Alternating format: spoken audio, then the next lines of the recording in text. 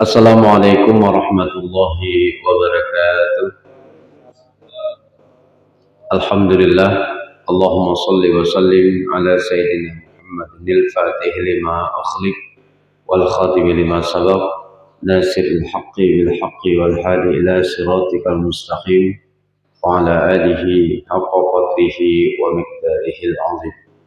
Allahumma arzuqna fahman nabiyyin wa hifdzal mursalin wa ilhamal malaikatil muqarrabin birahmatika ya arhamar rahimin.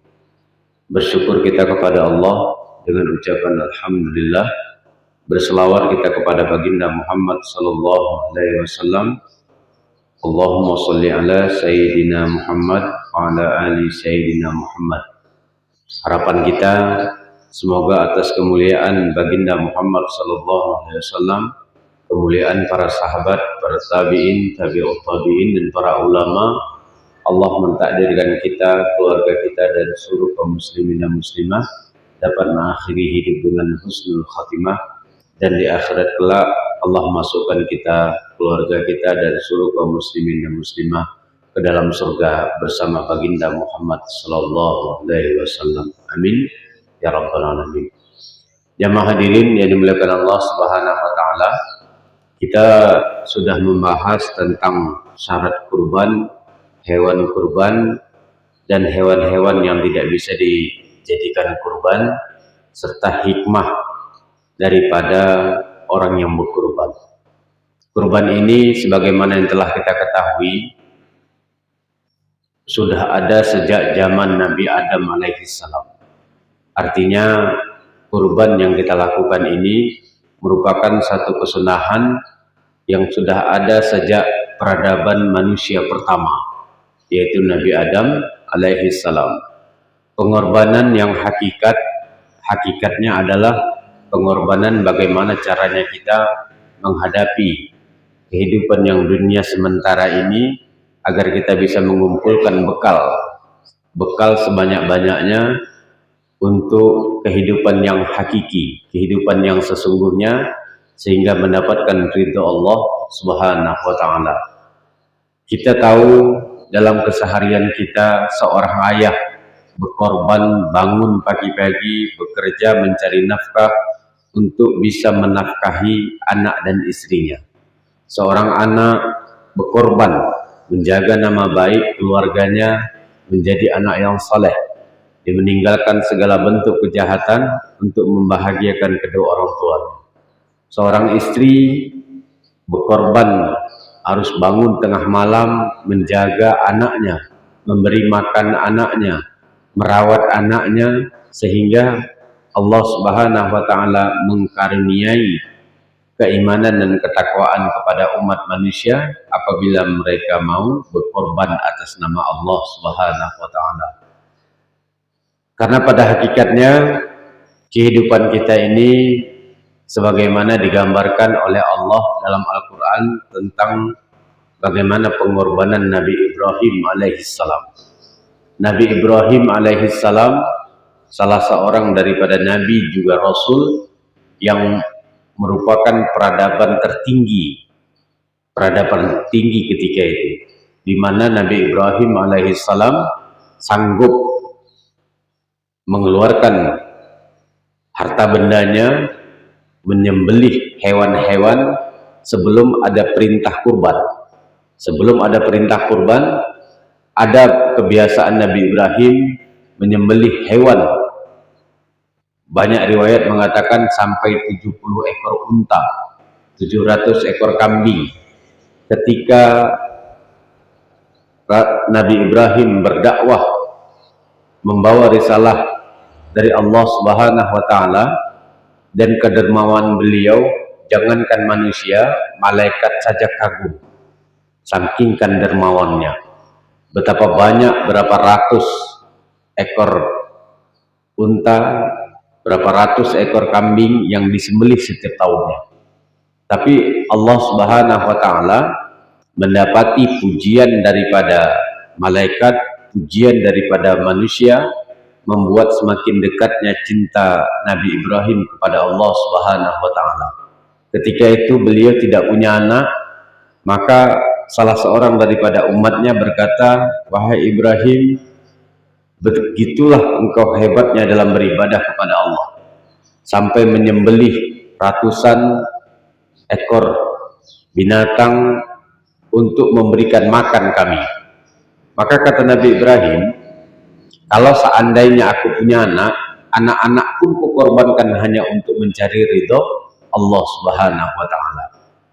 Dengan usia yang lanjut, Nabi Ibrahim alaihissalam yang mempunyai, sebagian mengatakan ada 3 istri, sebagian lagi ada mempunyai 2 orang istri, Siti Hajar dan Siti Sarah. Dari kedua istri tersebut lahir 2 orang nabi, Nabi Ismail dan Nabi Ishak. Nabi Ismail dan Nabi Ishak. Maka jemaah hadirin yang dimuliakan Allah, kisah pengorbanan itu ketika Allah memimpikan kepada Nabi Ibrahim akan menyembelih Nabi Ismail, dan ketika Nabi Ismail mendengarkan apa yang diperintahkan Allah melalui Nabi Ibrahim, dengan ikhlasnya Nabi Ismail mengatakan, jalankan saja perintah yang Allah berikan. Ketika Siti Hajar tahu bahwa suaminya akan menyembelih anaknya, digoda oleh iblis, Siti Hajar sedikit pun tidak bergeming sedikit pun, karena bagi dia hanya mencari ridho Allah Subhanahu wa Ta'ala. Sekarang pertanyaannya pada diri kita, sebenarnya kita mempunyai sifat-sifat Ibrahim yang akan diuji melalui Ismail kita. Apa Ismail kita? Kedudukan kita, jabatan kita, istri kita, anak kita, itulah Ismail kita. Sanggupkah kita menjadikan anak-anak kita ini sebagai sarana mendekatkan diri kita kepada Allah Subhanahu wa Ta'ala? Berapa banyak di antara kita ketika anaknya tidur pagi, ketika kita menunaikan salat subuh berjamaah di masjid-masjid, kita mengabaikan anak-anak kita. Kita menganggap sayang kalau seandainya mereka dibangunkan. Kalau seandainya kita bayangkan, kalau seandainya kita dahulu tidak dipaksakan oleh kedua orang tua kita, mungkin bagi kita sekarang sulit untuk ke masjid. Didikan orang tua kita itu telah menghantarkan kita menjadi orang yang dekat kepada Allah dari segi ubudiyah ataupun ibadah kepada Allah Subhanahu wa Ta'ala. Kita bisa bayangkan atau bandingkan, bagaimana kalau seandainya rumah kita terbakar? Apakah kita rela anak kita mati terbakar? Pasti tidak rela. Tapi kenapa kita membiarkan anak-anak kita, istri-istri kita tidur lelap di rumah? Kita pergi ke masjid seakan-akan kita hebat dalam beribadah. Ketika kita pulang, mereka masih tidur dengan nyenyaknya, dengan belayan kedua ibunya atau pelukan hangat dengan kain selimutnya, karena mungkin dingin. Itu kita tidak sadari. Maka dalam konsep ini dijelaskan ulama secara garis besar, Ismail kita ada 4, atau ujian kehidupan kita ini ada 4 yang harus kita korbankan. Dan korban yang paling kecil, ujian kita yang paling kecil di dunia ini adalah ahlul kufar, orang kafir. Orang kafir ini sebenarnya ujian kita di hidup di dunia ini paling kecil. Tidak ada daya dan upaya mereka kecuali nafsu yang membawa kita semakin jauh daripada Allah Subhanahu wa Ta'ala. Tanpa kita sadari, jamaah hadirin yang dimuliakan Allah Subhanahu wa Ta'ala, peradaban manusia dengan kehidupan orang kafir ini, kita mulai terkecoh. Dari segi pakaian, betapa banyaknya anak-anak kita yang tidak menggunakan pakaian Islami. Wanita-wanita kita, anak wanita kita lihat dalam kesehariannya sudah mulai mengumbar aurat, sudah mulai berpakaian tidak lagi Islami. Justru mereka malu pakai jilbab, mereka malu pakai cadar. Orang-orang kafir memframing seakan-akan orang yang bercadar itu jahat, karena orang kafir ini membuat cerita atau merekayasa kehidupannya, terkesan orang yang bercadar itu adalah orang yang bersembunyi dengan kejahatannya. Perampokan-perampokan di luar negeri itu menggunakan cadar. Seakan-akan mereka seorang wanita, padahal laki-laki.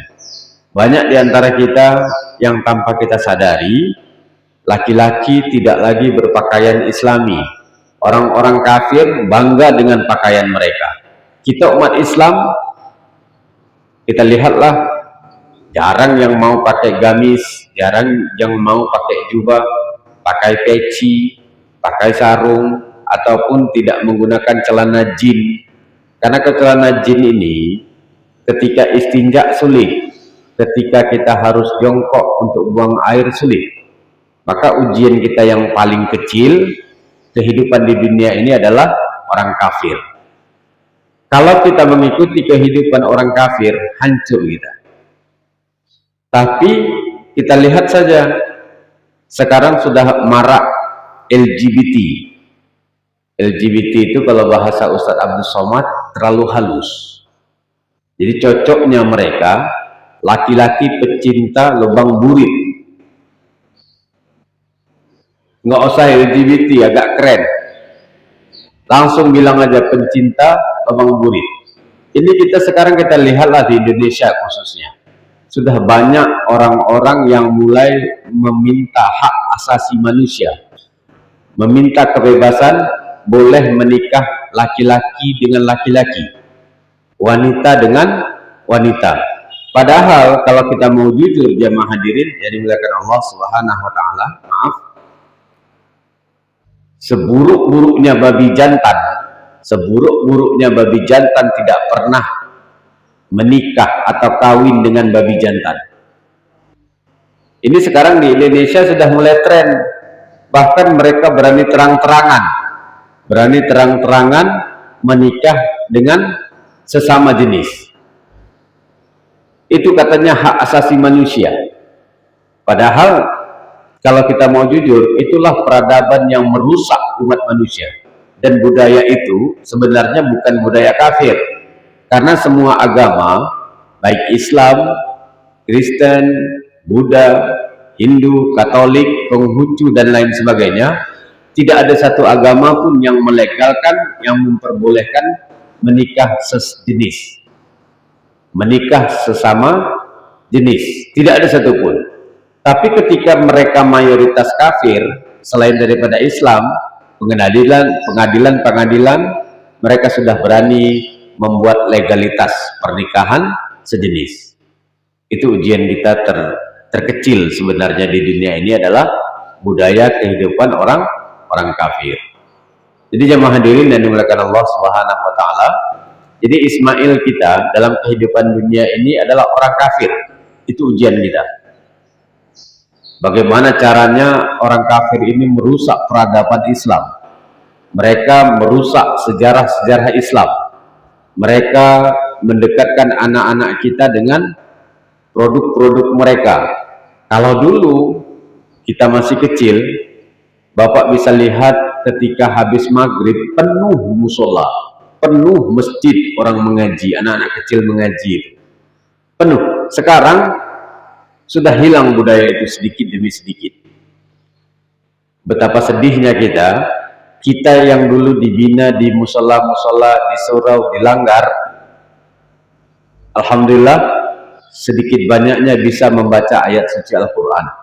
Tapi anak sekarang, kami sedih sekali ketika tes penerimaan santri di daerah perbatasan Manarul Islam, hampir 99% anak-anak yang dari Sumatera dan sebagian dari Aceh yang masuk SMA tidak bisa baca Al-Quran. Itulah dasarnya kami di daerah perbatasan Manarul Islam itu ada kelas tahsin.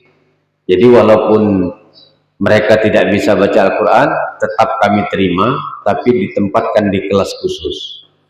Kita tidak bisa biarkan, mungkin kalau pesantren-pesantren lain, mereka bisa menolak, kalau nggak bisa baca Al-Quran nggak diterima, kalau nggak juara satu nggak diterima, kalau nggak punya kelebihan ini itu tidak diterima. Kami tidak, alhamdulillah kami tetap terima dengan segala bentuk konsekuensinya, Sampai-sampai mereka sampai sekarang mungkin lemahnya iman dan semangat mereka kurang, sampai 3 bulan itu tidak bisa menghatamkan Iqra 6. Iqra 1 sampai Iqra 6 nggak bisa 3 bulan, karena target kita 3 bulan. Maka jamaah hadirin yang dimuliakan Allah Subhanahu wa taala, ujian kita atau Ismail kita yang pertama yang harus kita hadapi adalah kehidupan budaya orang kafir. Kalau kita nggak sanggup menghadapi kehidupan budaya orang kafir, habis kita.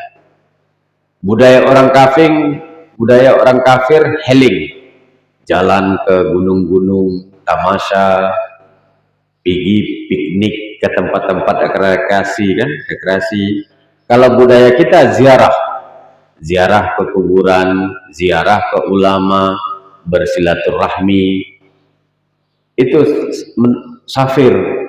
musafir menuntut ilmu. Sekarang kita asal sudah libur, pergi ke hutan, pergi ke tempat-tempat rekreasi, berkumpul di kolam renang, laki perempuan berkumpul di situ. Itu budaya-budaya orang kafir yang harus kita hindari. Maka oleh sebab itu jamaah hadirin yang dimuliakan Allah Subhanahu wa taala, Ismail kita yang pertama yang harus kita hadapi adalah orang kafir.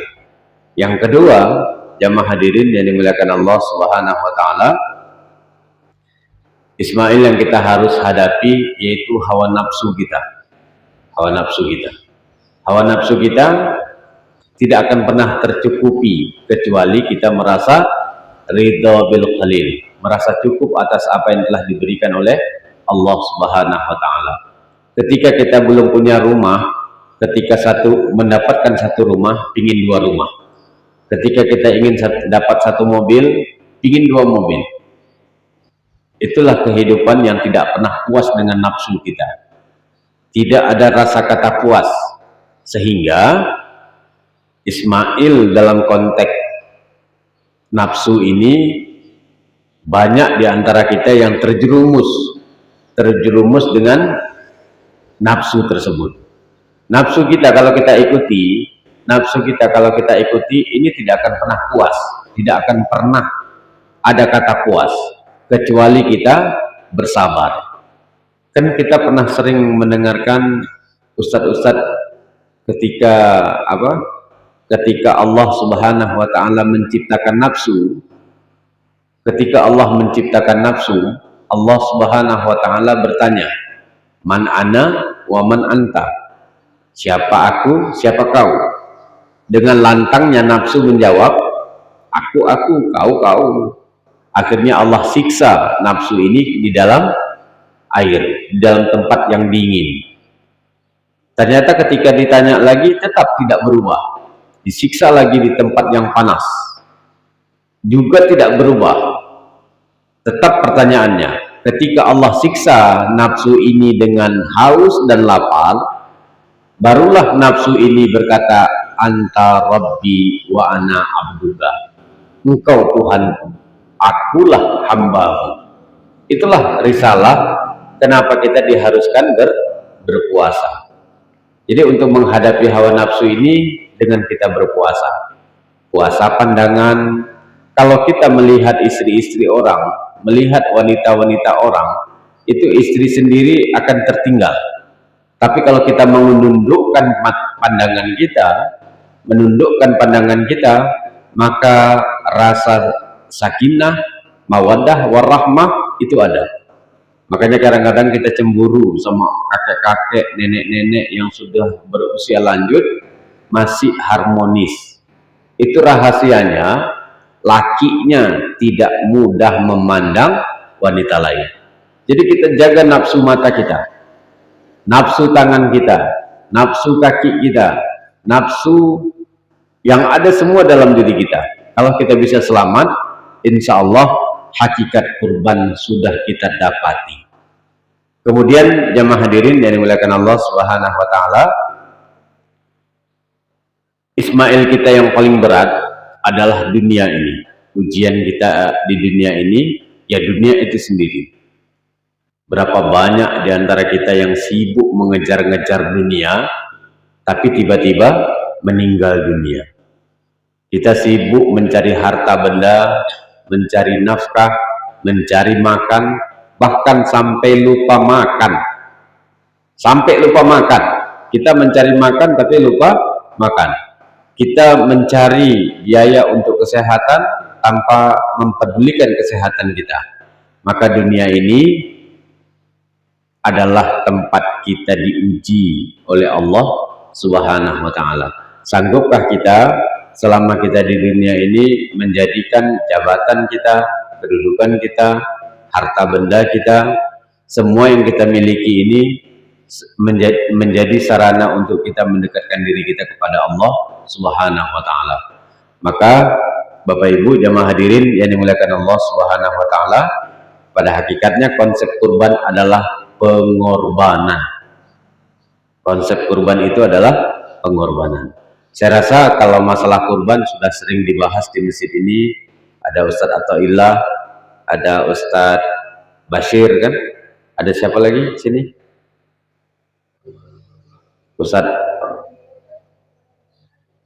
Banyak ya, banyak pengajian-pengajian di sini. Saya sering lihat YouTube-nya, YouTube Al-Muhyiddin official.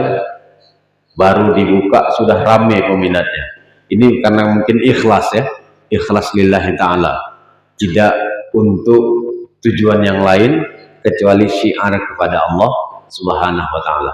Jadi sekali lagi saya katakan, ujian kita yang paling kecil atau Ismail kita yang paling kecil adalah orang kafir, kemudian nafsu kita, kemudian dunia, dan yang terakhir adalah sifat malas kita.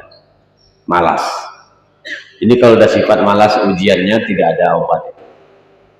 Malas sholat, malas ibadah, malas sedekah, malas berbuat kebajikan. Padahal ketika kita hidup di zaman yang penuh fitnah ini, sedikit aja rasa malas itu ada, maka kita akan digilas oleh zaman. Bapak Ibu yang dimuliakan Allah Subhanahu wa ta'ala, itulah penghantar kita kajian pada pagi hari ini. Untuk kesempurnaannya saya persilakan Bapak Ibu untuk bertanya. Mungkin ini kesempatan yang paling banyak dialog atau diskusi yang berkaitan tentang kurban ataupun tentang ibadah-ibadah lain. Baik, saya persilakan dengan segala hormat. Mungkin dari Ibu.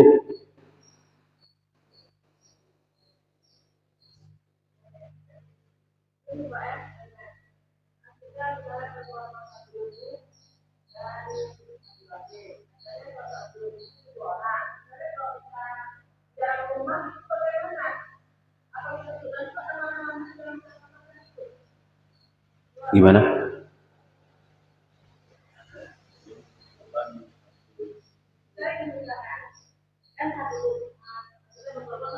Satu lembu untuk 7 orang.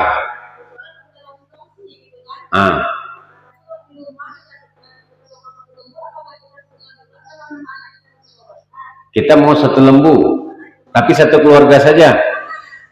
Oh gitu.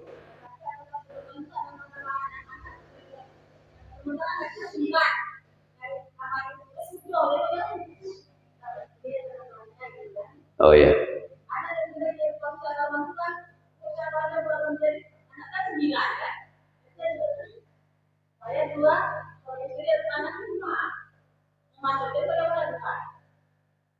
Baik jemaah hadirin yang dimuliakan Allah Subhanahu wa ta'ala, benar kalau satu ekor lembu itu untuk 7 bagian.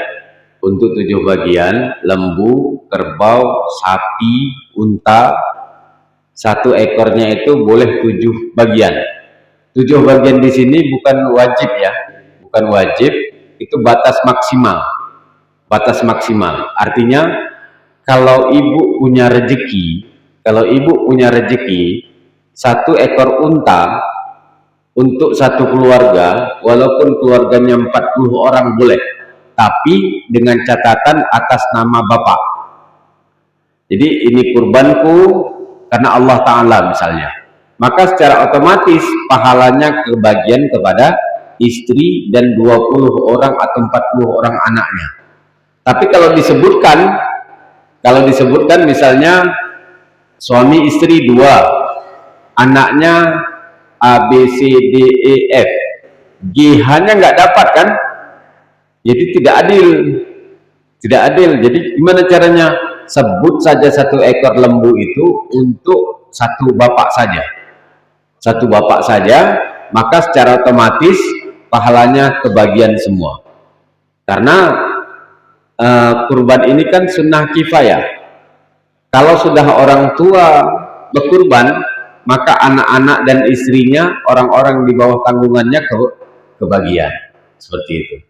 Jadi sekali lagi saya sampaikan, kurban ini bukan wajib 7 orang 1 lembu, tapi batas maksimal. Bapak ibu punya rezeki, langsung suami istri 1 ekor lembu, boleh 2 orang. Atau bapak ibu mau berkurban, adanya cuma 5 orang yang mau kurban, nyari ke sana nyari ke sini nggak ada, karena 5 orang kan sisa 2 bagian lagi. Ternyata ada orang yang mau akikah, boleh. Jadi 5 bagian kurban, 2 bagian akikah, boleh, nggak apa-apa, boleh. Seperti itu. Yang jangan orang yang banyak salah paham itu 1 kambing untuk 1 keluarga disebutnya semua. Ini kurbanku, istriku, anak-anakku, enggak. Dia kurban orang tuanya, dihadiahkan pahalanya untuk anak dan istrinya. Jadi jangan nanti seperti yang saya sampaikan minggu yang lalu, karena anak kita 5, istri kita 1, kita tukar dipercaya menyembelih. Ini kurbanku, istriku, anak-anakku. Jadi 5 bagian, 6 bagian punya orang, udah habis. Kita niatkan kan?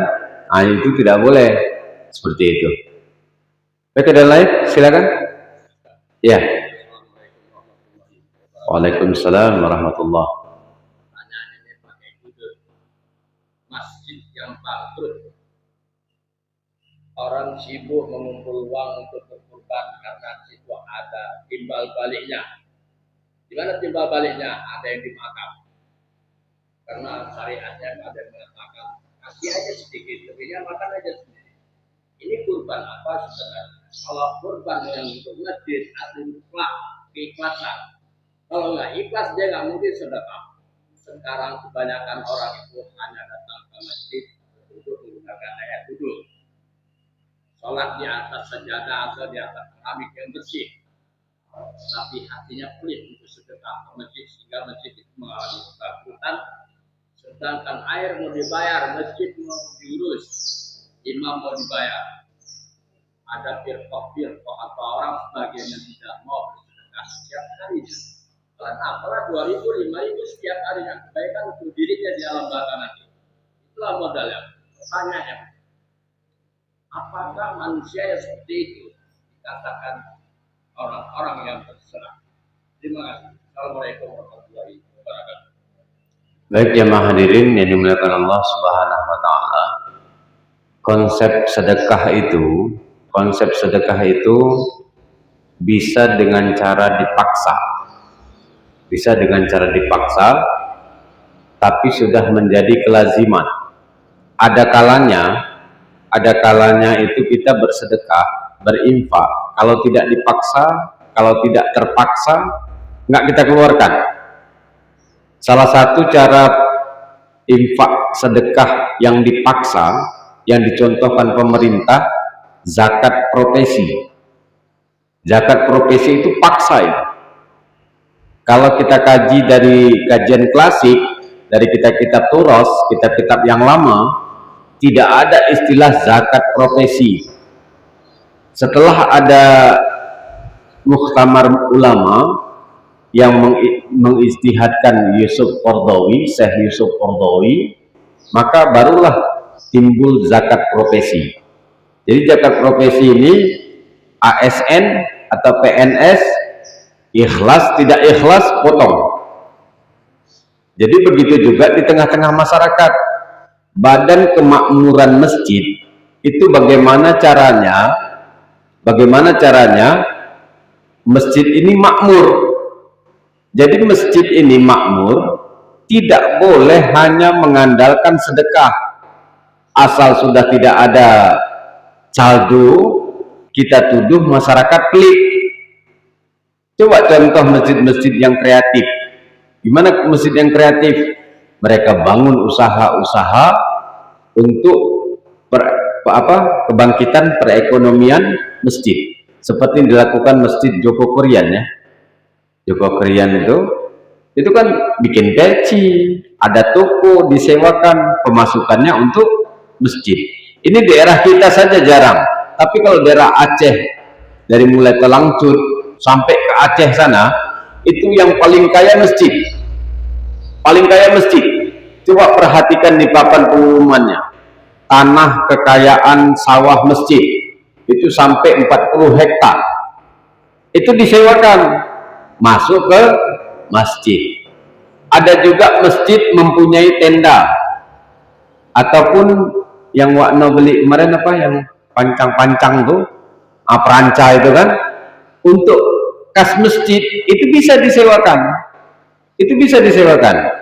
Makanya saya sampaikan, jamaah hadirin yang dimuliakan Allah Subhanahu wa taala, kalau ada badan kemakmuran masjid hanya mengharap sedekah jamaah, payah, tidak bangkit, sulit bangkit.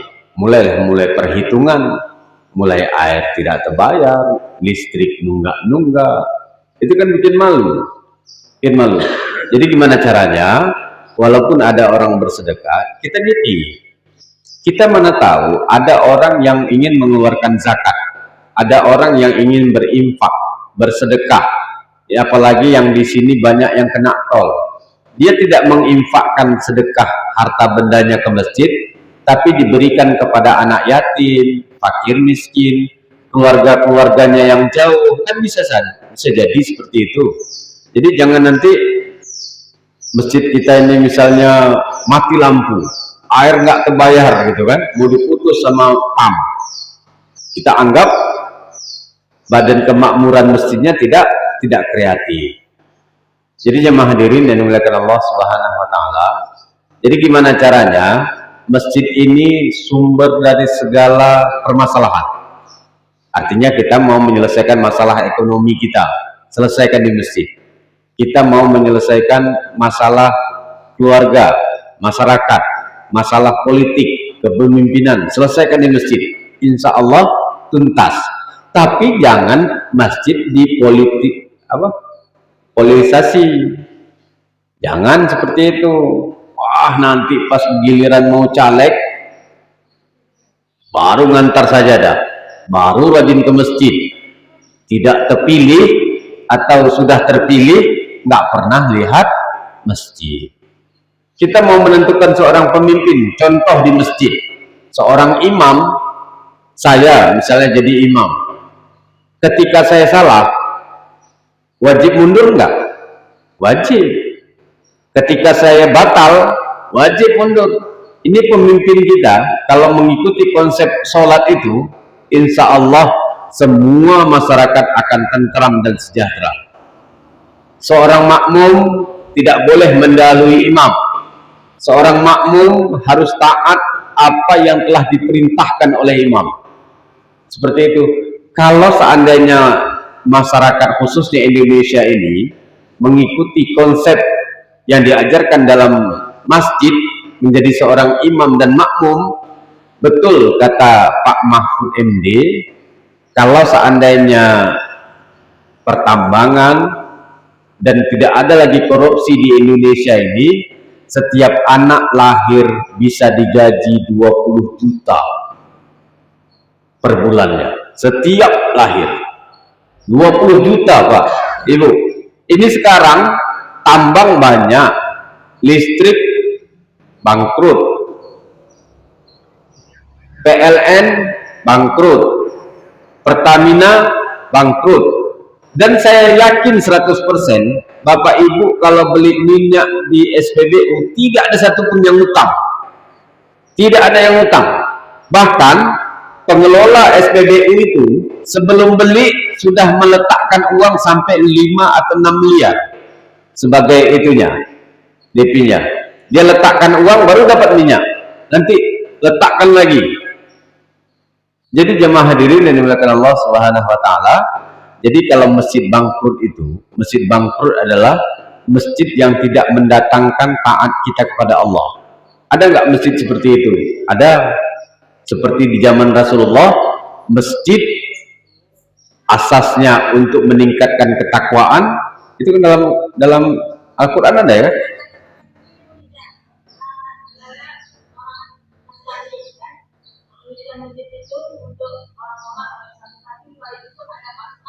Masjid Diror itu, Masjid Diror akhirnya dihancurkan oleh Rasulullah Sallallahu Alaihi Wasallam karena untuk memecah belah umat. Jadi sama-samalah kita berdoa kepada Allah. Dari 213 desa di Kabupaten Aceh Tamiang ada 411 masjid. Gimana caranya masjid ini makmur betul? Makmur betul. Jangan mencari sensasi. Jangan mencari sensasi. Arti gini, saya mendapati ada satu kampung ada satu masjid. Satu masjid itu semua dari hulu, dari hilir, dari tengah, dari belakang, semuanya menumpuk-tumpuk di situ masjid untuk sholat Jumat, untuk sholat beribadah sehari-hari. Akhirnya gitu-gitu aja masjid, tidak ada pengembangan. Maka adalah salah seorang daripada akhnia, orang kaya itu, satu keluarga, mereka bangun masjid di tempat yang lain di kampung itu, tapi dicekal sama datuknya, dicekal sama imamnya, nggak boleh mendirikan Jumat. Nanti kalau di sana mendirikan Jumat, tabungan Jumat kami sedikit katanya kan. Itu udah kotor otaknya, sudah rusak dia. Tapi ternyata setelah berjalan, masjid yang kedua itu tidak pernah minta sumbangan Jumat. Tidak pernah minta sumbangan Jumat. Tetap melakukan sholat Jumat. Di sana penuh, di sini penuh. Jadi ada gairah masyarakat untuk melaksanakan salat Jumat. Bapak mungkin yang usianya 60 tahun tahu bagaimana pengembangan Tamiang dulu. Kita kalau di Karangbaru sholatnya di Masjid Al-Huda. Itu dari Alur Sali, dari Sekrak, dari Pantai Tinjo, dari Menanggini, Pahlawan, semuanya sholat ke situ. Sebelum banyaknya masjid di Kabupaten Aceh Tamiang itu. Masjidnya gitu-gitu aja penuh. Sekarang sudah banyak masjid, ada 411 masjid dari 213 desa, semuanya penuh, semuanya terisi, semuanya makmur. Walaupun masjidnya besar, jamaahnya tak ada. Tapi alhamdulillah kalau masjid ini makmur betul. Makmur itu banyak pengajian, ada kreativitas, hidup sholat berjamaah, dan masyarakatnya bersatu kan. Dan menyelesaikan permasalahan masjid harus musyawarah. Nggak bisa main hebat-hebatan itu di masjid, nggak bisa. Seperti kita menunaikan ibadah haji, saya dengar kisah almarhum Pak Latif. Pak Latif kan bupati, dapat kesempatan menunaikan ibadah haji. Sampai sana dibilang sama ibu, "Bang, selopnya disimpan, masukkan plastik, nanti hilang." Karena dia merasa bupati, siapa yang berani ngambil selop bupati gitu. Ngamuk dia apa? Dia bilang, "Ndak lantak, ndak hilang, ndak tidak, terserah," katanya. Mau hilang, mau enggak, suka-suka hati dia lah katanya. Keluar dari masjid, betul, yang hilang-hilang, yang tidak tinggal sebelah selopnya. Jadi nggak bisa. Di masjid seperti itu. Sedikit aja kita rusak hati kita di masjid, rusak masjid itu. Seperti itu. Jadi jamaah hadirin yang dimuliakan Allah Subhanahu wa taala, kita tidak bisa bayangkan kalau orang-orang yang istiqomah adzan, istiqomah menunaikan sholat berjamaah di masjid ini hilang selera. Hilang selera berjamaah, tutup masjid ini. Kalau kita mau menggaji, maaf ya, kalau kita mau menggaji imam atau Bilal, muazzin yang untuk sholat subuh, Kalau saya pribadi digaji 10 juta pun belum tentu sanggup. Digaji 10 juta untuk bangun subuh, azan, nggak sanggup. Kita bisa mungkin bangun sebelum subuh, sebelum azan bisa. Tapi santai-santai, tunggu dengarkan azan dulu kan. Ini enggak orang yang Allah bukakan kejayaan dalam diri dia, sebelum subuh sudah ke masjid, azan dan lain sebagainya. Ini kan luar biasa. Jadi kita harapkan jamaahnya istiqomah, masjidnya makmur, dan masjid ini sebagai sarana untuk mendekatkan diri kita kepada Allah Subhanahu wa taala. Baik, mungkin ada satu lagi.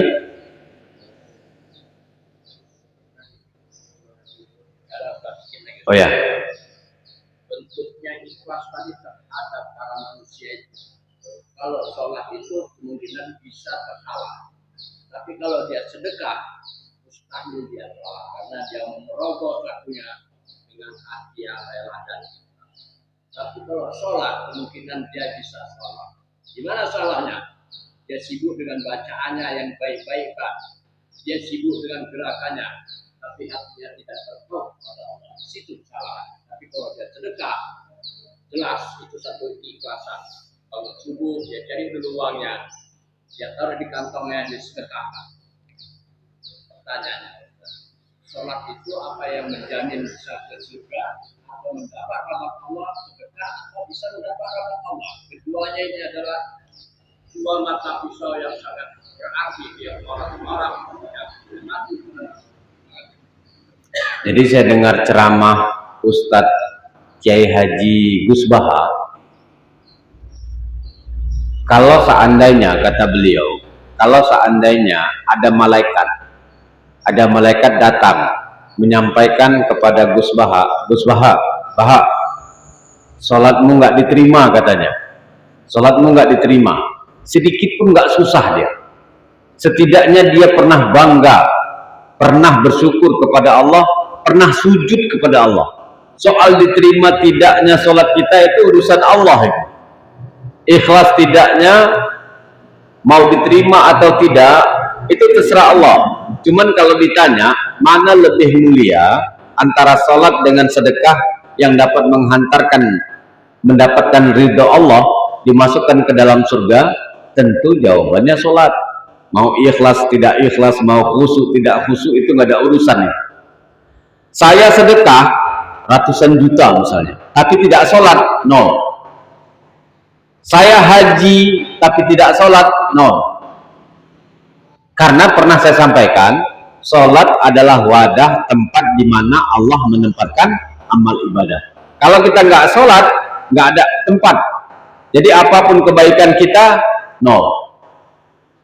Jadi kita sedekah ke masjid, tapi kalau Bapak contohkan tadi, berarti dia rajin sedekah, rajin ke masjid kan? Berarti udah kena dua-duanya itu. Nah, jadi nggak apa-apa. Yang penting ingin saya sampaikan bahwa sholat itu kunci dari segala keberhasilan. Maka sejahat apapun kita tetap sholat. Jangan coba-coba tidak sholat. Nanti ada masanya Allah berikan hidayah kepada kita, taufik, inayah, ma'unah dan maghfirah. Insya Allah kita benci terhadap kemaksiatan itu. Maka jangan nanti kapan sholat, tunggu bersih dulu lah, tunggu nggak maksiat. Kapan kita nunggu nggak maksiat? Pasti maksiat. Maka sholat saja, ibu bapak, sholat saja. Kalau memang nggak bisa meninggalkan kemaksiatan, sholat saja, nggak apa-apa. Sebelum mencuri, sholat dulu. Setelah mencuri, sholat lagi, nggak apa-apa. Sholat itu bagian lain, mencuri itu bagian lain. Aku masih mencuri, nggak usah sholat, rugi. Ya kita nggak bisa paksa lah, nggak bisa paksa harus bersih dulu kita baru sholat, nggak bisa. Makanya jamaah hadirin yang dimuliakan Allah Subhanahu Wa Taala, di tengah-tengah masyarakat mana lebih besar dosa zina dengan dosa tidak sholat? Tidak sholat. Tapi pernahkah ada sanksi sosial di tengah-tengah masyarakat bagi masyarakat yang tidak pernah mengerjakan sholat? Nggak ada kan? Coba ketangkap ada orang yang berdua-duaan di kamar, ada wanita memasukkan laki-laki yang bukan mahramnya ke dalam kamar, ditangkap, diarak, dimandikan comberan, dikawinkan, dipukuli. Tapi ketika orang nggak sholat, enteng-enteng aja. Depan masjid ada warung kopi, nggak tutup itu. Depan masjid, tetangga-tetangga masjid nggak pernah ke masjid, santai aja bagian makmur masjid itu.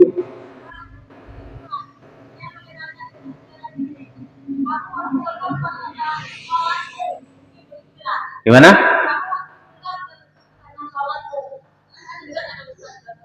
Betul. Masuk surga kan 4. Yang paling kecil itu sholat, ibadah. Yang kedua ilmu. Yang ketiga syafaat Rasul. Yang keempat rahmat Allah. Tapi sholatmu bukan menghantarkan kita ke dalam surga. Yang sholat aja belum jamin masuk surga, apalagi yang nggak sholat. Boleh kita bisa jadi masuk surga tanpa sholat, boleh. Yang pertama, gila dari kecil.